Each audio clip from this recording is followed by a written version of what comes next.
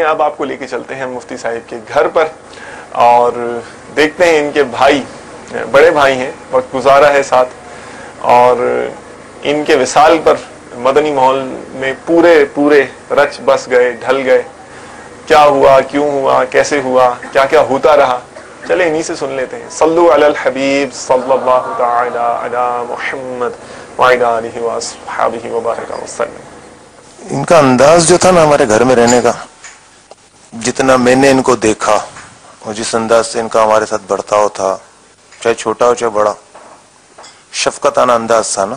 مثلا یہ جب گھر میں داخل ہوں تو حالت ہماری یہ ہوتی تھی کہ اگر ہم میں سے کوئی اونچی آواز میں بات بھی کر رہا ہو یا شور شرابہ بھی کر رہا ہو، یہاں تک کہ اگر ٹی وی بھی دیکھ رہے ہو اور پتہ چلے کہ یہ سیڑھی چڑھ رہے ہیں یا دروازہ کھول کے اندر داخل ہو رہے ہیں، تو مطلب پوزیشن ہماری یہ ہوتی تھی کہ ہم نے پہلی فرصت میں ٹی وی بند کر دینا ہے، اور ان کے سامنے اگر شور شرابہ یا مستی مذاق ہماری ہو رہی ہو ان کی غیر موجودگی میں اور وہ آئے تو سب لوگ خاموش ہو جاتے تھے نا. ہم ان کو ایسا اچھا سمجھتے تھے نا ہمارے گھر میں سب، کہ ہمارے گھر میں کوئی شخصیت ہے نا تو یہ فاروق ہے. چاہے ہمارے گھر والے، ہمارے خاندان والے، چاہے بڑے جتنے بھی ہیں ہمارے، وہ سب ان کو بولتے تھے کہ آپ کے گھر میں فاروق ہے نا. مطلب ان کا سب، ان کی بات سب مانتے تھے اور ان کا ادب بھی کرتے تھے نا. بلکہ اگر کسی کو کچھ ہو جائے نا تو فاروق سے ہی دم کرواتے تھے ہم لوگ. فاروق اس کو دم کر. ان کا جو انداز تھا، نمازوں کی پابندی، تلاوت قرآن کی پابندی، اور دعوت اسلامی کے ہفتہ وار اجتماعات میں ان کی پابندی ہوتی تھی نا. اور یہ جمعرات کو جاتے تھے اور آتے تھے. مطلب ان کے اندر ہم نے کوئی ایسی بات ہی نہیں دیکھی تھی کہ کبھی لڑائی جھگڑا دیکھا ہو، کبھی گالم گلوچ دیکھی ہو، کبھی نہیں دیکھا تھا. تو خود بخود ایک دل میں ہوئی کہ یار یہ اس کے یہ اگر دم کر دے گا نا تو میرا بیٹا صحیح ہو جائے گا، یا اگر اس کو پڑھ کر پھونک دے گا نا یا اس کا بچا ہوا میں اپنے بیٹے کو کھلا دوں گا نا تو صحیح. بلکہ جھگڑے ہوتے تھے ہمارے گھر میں باقاعدہ کہ اس کی بچی ہوئی پلیٹ میں کھانا کھانے کے لیے بھانجیاں ہوں یا میرے بیٹے ہوں یا گھر کے بڑے افراد ہوں، وہ ضد کرتے تھے کہ میں چاچو کی پلیٹ میں کھاؤں گا، وہ بولتے نہیں میں کھاؤں گا، وہ بولتی نہیں میں کھاؤں گی. ان کا بچا ہوا تبرک سمجھتے تھے ہم لوگ نا کہ اس کو پھینکا نہیں جائے، ہم اس کو کھا لیتے ہیں، شفا مل جائے گی انشاءاللہ. ان کے عمل کے حساب سے الحمدللہ پوری عمل کا جذبہ بھی ملا نا الحمدللہ عز و جل. یہ دعوت اسلامی کے تحت مطلب ان سے ایک دو دفعہ بات ہوئی تھی ہماری، تو انہوں نے یہ بولا تھا کہ فاروق ہے نا، فاروق ہی ہے، لیکن اس کو بنایا اس دعوت اسلامی نے اور اس مدنی ماحول نے نا. کچھ بھی ہو جائے آپ نے اس مدنی ماحول کو چھوڑنا نہیں ہے.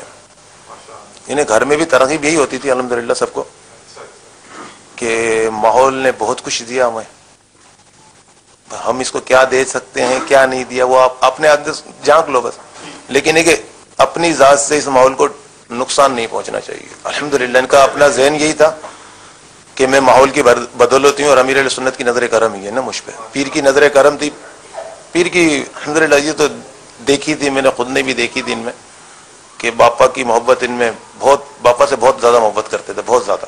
میں اور فاروق بھائی جمعرات کو اجتماع سے واپسی کے دوران نصاب شریعت کی کلاسز جب یہ ہند کے قافلے میں جانے سے پہلے شروع ہوئی تھی، اس میں نصاب شریعت کے حوالے سے بتایا جا رہا تھا کہ نصاب شریعت کی کلاسز لگیں گی تو اس میں آپ شامل ہو. اس حوالے سے ہم جمعرات کو اجتماع میں رات گزاری تھی، پھر اشراق چاشت کی نماز کے بعد یہ بھی چلے اور میں بھی گھر پہ آ گیا. تو میں نے ان کو بولا چلے آپ میرے ساتھ ہی چلو موٹر سائیکل پہ. تو انہوں نے بولا نہیں آپ پہنچو میں پہنچ جاؤں گا نا. میں پہنچ گیا گھر پہ. یہ واپس آئے اپنے کمرے میں جا کے، سونے کے دوران بھی پردے پہ پردہ الحمدللہ جو ترغیب تھی وہ کرتے تھے. یہ لیٹے ہی ہوں گے کہ پاپا کا فون آ گیا تھا، یعنی سمجھ لیں میں جو سویا ہوا تھا نا میں بھی جاگ کے کھڑا ہو گیا کہ بھائی ہماری قسمت کہ یار حضرت صاحب کا فون آ گیا ہمارے گھر پہ. پھر وہ فاروق بھائی ظاہر وہ سونے کی پوزیشن میں تھے، بنیان وغیرہ پہنی ہوئی تھی انہوں نے، فوراً اٹھے، امامہ کھول دیا تھا انہوں نے اور اٹھے، قمیض وغیرہ پہنا، بٹن وغیرہ پورے لگائے. یہ سب میں نے اپنی آنکھوں سے دیکھا نا، اور ٹوپی سر پہ تھی. پھر اس کے بعد آ کر انہوں نے فون پر سے حضرت صاحب سے بات کرنے کی سعادت حاصل کی الحمدللہ. پھر میں نے ان سے پوچھا یار ایسی بات کر لیتے ہیں؟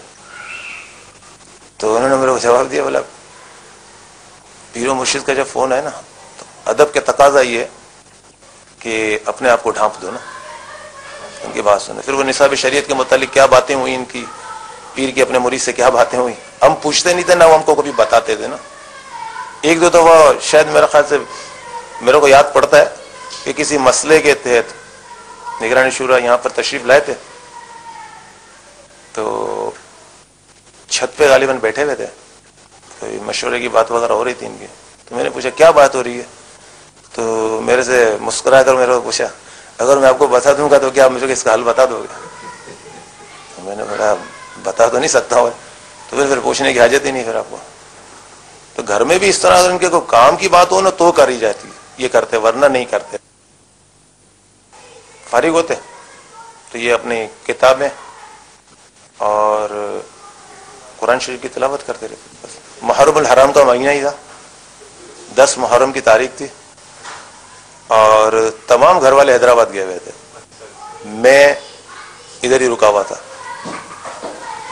نگرانی شورا تشریف لائے اور فاروق بھائی بھی تشریف لائے، آ کے میرے سے پوچھا کہ کھانے کی کچھ ترکیب ہو جائے گی؟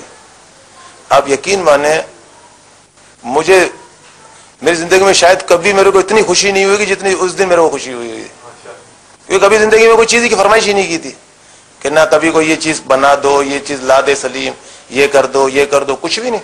اس دن انہوں نے اسپیشلی خود میرے کو بولا کہ کھانے کی ترکیب ہو جائے گی۔ میں اتنا خوش ہوا تھا، میں نے میرے ساتھ ہماری دکان پہ کام کرتا ہے، وہ برابر میں پلاٹ تھا خالی، اس میں بیٹھے ہوئے تھے، تو میں نے اس کو بولا یار چلو یار اپن چلتے ہیں نا کھانا لینے کے لیے۔ کھانا لینے کے لیے آپ یقین مانیں خوشی کا ایک عالم تھا نا کہ یار آج بولا نہیں میرے کو کیا لا رہے ہو کیا نہیں، تو کھانے کی ترکیب ہو جائے گی۔ میں نے کیوں نہیں ہوگی، میں بیٹھو۔ تو بولا نگران شورا بھی آئے میں، تو یہ اسی کمرے میں جس کمرے میں بیٹھا ہوں ابھی آپ بیٹھے ہوئے، اسی کمرے میں نگران شورا اور فاروق بھائی دونوں بیٹھے ہوئے تھے۔ تو میں نے بولا میں ابھی لے کر آتا ہوں نا، میں نے گاڑی سٹارٹ کی، میں پہلے بھاگا یہاں پر حسن اسکوائر کی طرف، میں نے بولا چلو جو ملتا لے کر آؤں گا نا، ادھر نہیں ملا، یہاں بند تھا پورا، گرو مندر کی طرف بھاگا وہاں بند، جمشید روڈ کی طرف بھاگا وہاں بند، یعنی اطراف کی۔ اور میں دل میں افسردہ تھا، میں نے بولا یار یہ پہلی مرتبہ اس نے فرمائش کی میرے زندگی میں اور میں کھانا نہیں مل رہا، میں نے کہیں نہ کہیں سے ڈھونڈنا۔ بہرحال الحمدللہ اللہ تعالیٰ نے کرم کیا کہ کریوں بات میں مجھے کھانا مل گیا۔ آپ یقین ماننے میں کھانا پتہ نہیں کیا کیا لے کر آ گیا تھا نا، یہ تکے اور یہ بوٹیاں اور پتہ نہیں کیا کیا لے کر آ کے میں نے رکھ دیا۔ وہ دیکھ کے میرے کو بولتے ہیں یہ کیا لے کر آیا اتنا سارا؟ تو میرا زندگی میں پہلی مرتبہ تم نے میرے سے منگوایا تھا بھائی۔ بہرحال کھایا انہوں نے اپنے حساب سے، جو ان کی روٹین تھی وہ کھانے کی، وہ اس حساب سے کھایا انہوں نے۔ پھر اس کے بعد جو بچا پوچھا تھا وہ تبرکن وہ رکھ دیا تاکہ گھر والے حیدرآباد سے آئیں گے تو الحمدللہ کھائیں گے۔ یہ ہمیں ذہن دیا تھا الحمدللہ کہ بزرگوں کا بچا ہوا کھانا چاہیے، شفا ہوتی ہے۔ فاروق اگر دعوت اسلامی میں نہ ہوتا تو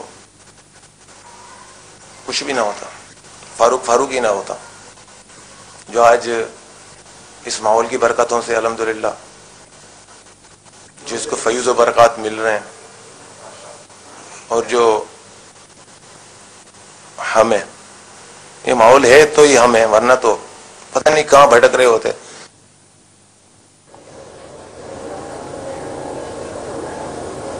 ماشاء اللہ، کیسا لگا؟ تو گھر کا بیدی لنکا ڈھائے مشہور ہے محاورہ، لیکن یہاں تو وہ بھید کھل رہے ہیں کہ اللہ اللہ، ماشاء اللہ تعالیٰ۔